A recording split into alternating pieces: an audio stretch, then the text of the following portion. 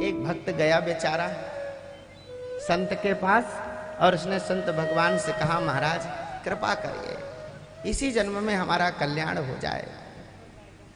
महात्मा ने कहा, भाई ये बताओ कि तुम्हारे पास फुर्सत है कुछ नाम लेने के लिए, भगवान का नाम लेने के लिए?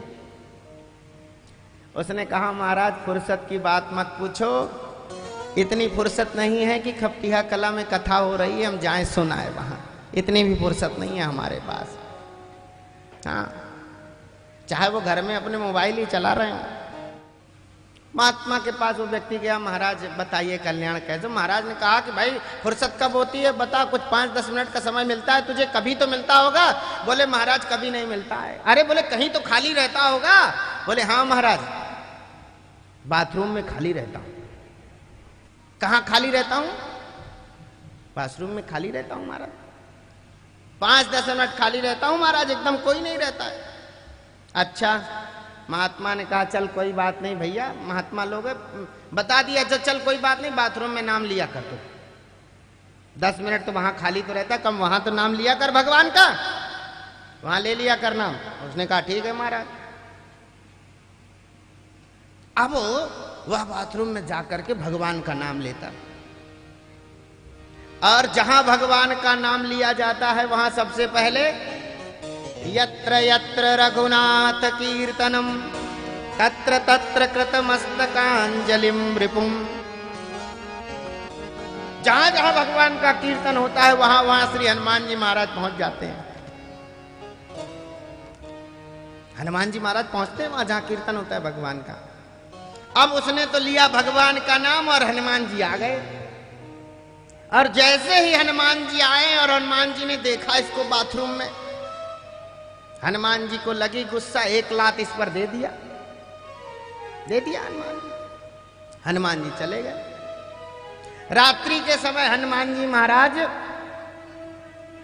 राम जी की सेवा में जाते हैं, राम जी की सेवा कर रहे थे।